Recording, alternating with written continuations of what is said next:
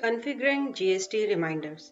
इस वीडियो में हम डिस्कस करेंगे कि कैसे आप जीएसटी रिमाइंडर्स कॉन्फ़िगर कर सकते हैं।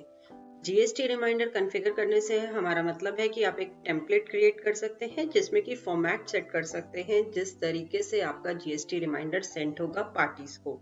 फॉर्मेट में आप बता सकते हैं कि क्या मैसेज सेंड होना है, मैसेज एज व्हाट्सएप जाएगा या फिर ईमेल जाएगी, क्या फ्रीक्वेंसी रहेगी यानी कि कब वो मैसेज पार्टी को सेंड होगा, डेली बेसिस पे, ऑल्टरनेट डेज के बेसिस पे, वीक डेज पे, एंड किस टाइम पे वो मैसेज पार्टी को सेंड होगा।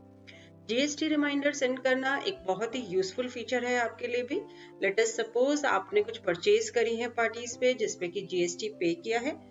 आप भी चाहेंगे कि पार्टी जो है टाइमली अपनी जीएसटी की रिपोर्ट्स जो है फाइल कर दे ताकि आपको भी आईटीसी क्लेम करने में इजी रहे।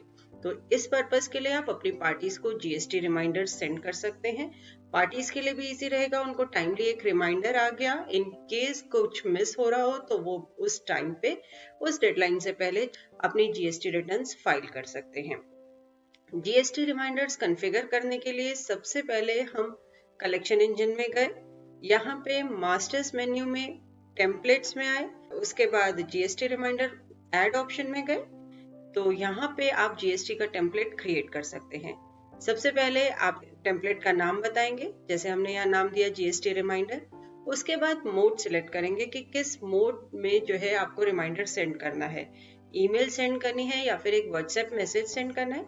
यदि आप ईमेल ऑप्शन सिलेक्ट करते हैं तो नेक्स्ट है इनलाइन रिपोर्ट्स ऑप्शन। इस ऑप्शन को यदि आप सिलेक्ट करते हैं तो जो मैसेज है वो as part of email body जाएगा, यानी कि एज एन अटैचमेंट नहीं जाएगा, बॉडी टेक्स्ट का ही पार्ट जाएगा। उसके बाद आप सीसी बटन क्लिक करके यहाँ पे बता सकते हैं यूजर नेम, यानी कि इन पर्टिकुलर यूजर की जो ईमेल कॉन्फ़िगरेशन आपने स्पेसिफाई करी हुई है वो पिक होगी ईमेल सेंड करने के लिए। Then is CC email ID and BCC email ID.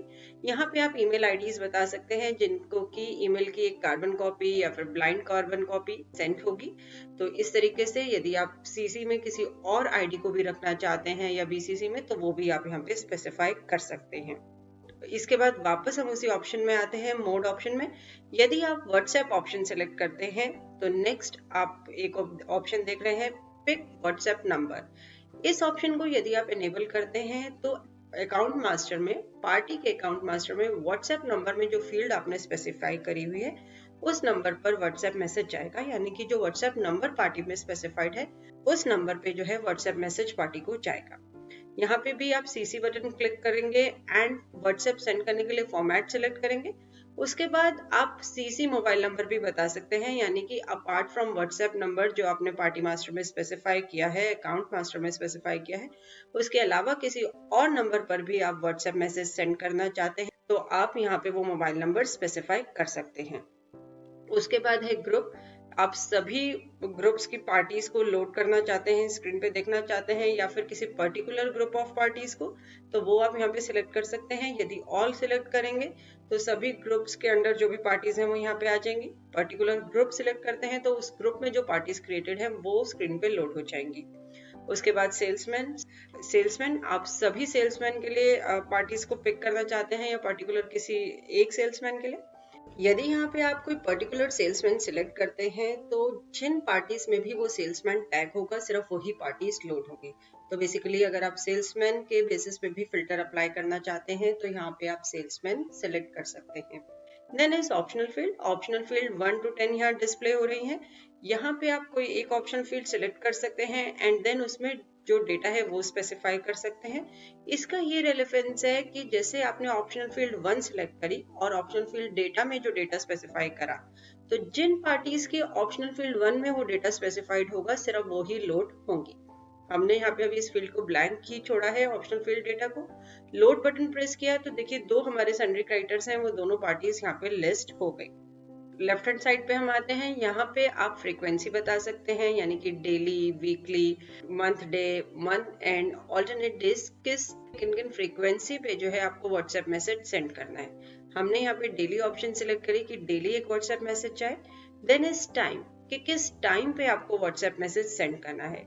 10 AM हमने यहाँ पे स्पेसिफाई किया, यानी कि हर रोज 10 o'clock पार्टी को जीएसटी रिमाइंडर चला जाएगा।